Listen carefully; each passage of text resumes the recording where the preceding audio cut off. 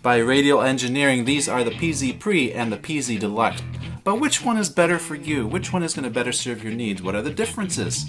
Well, we're going to have a look in this video. Size, well, for sure the PZ Deluxe is smaller. PZ Pre is about a similar size as the Strymon Timeline.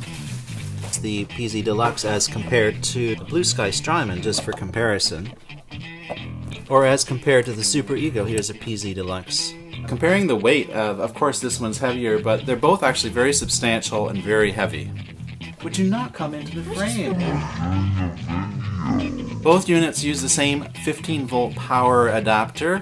If you have a power brick like a Voodoo, don't try plugging in 18 or 12. It's got to be 15. You really have to have the adapter. Okay, let's look at the features that both of these units share. First of all, we have a DI out, as well as an out for your amplifier. There's a mute switch. They each have a mute switch. They each have a tuner out. Each has a boost switch, and they are adjustable as far as the level. You can set the level. They both have low-cut filter switches down here. They both have phase reverse switches. They both have sweepable mid EQ, as well as low and high.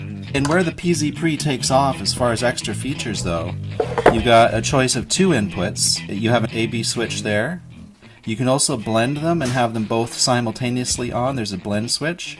Both channels have their own levels. This had a level as well. So for example, if you have 2 inputs for a single instrument, like you have a microphone and you have a piezo, you can plug both, say from a cello or some instrument like that, acoustic instrument, and you can blend them. Or you can toggle between A and B and have 2 different instruments. This has the effect loop, which is PZ Deluxe does not have.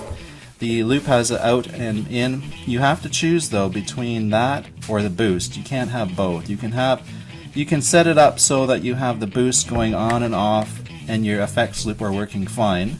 Or you can have the boost disabled and then you have this switch can turn your effects loop on or off if you have a string of effects that you want to turn on and off with one switch. PZ Pre has a tunable notch, so you can actually find the trouble area in the frequencies and tune it down if you have feedback issues. That's something that the PZ Pre has and the PZ Deluxe does not have. Both of them have a DI out as well as the instrument out, but this also has an additional choice between pre and, well, basically a dry and wet out for the direct box. These are kind of like direct boxes basically. So I have my Godin nylon string piezo goes in here, and you can adjust also. There's a PZB switch. It handles basically either passive piezo or if it's an active piezo, you know, if it has a battery it's active, if it doesn't it's passive, and then you can adjust it so that either case will work fine on both of these pedals. If you have one input that you need, this is great. If you want to use 2 and have a choice between the 2, this is fantastic, but it's got a bigger footprint, so it's really just what you need. I've got 2 and I may just flip between whichever one suits me best at the time. The ground hum issue, you can do a lift on the 3-pin here. Phasing, it's got pretty much all you could use. There's no effects loop of course, but it's still very handy. If that helped you decide which one is better for you, leave a thumbs up, or if you were just educated at all and enjoyed the video, leave a thumbs up and subscribe. Thanks for watching. This is Dean Wolf. Guitar equals happy.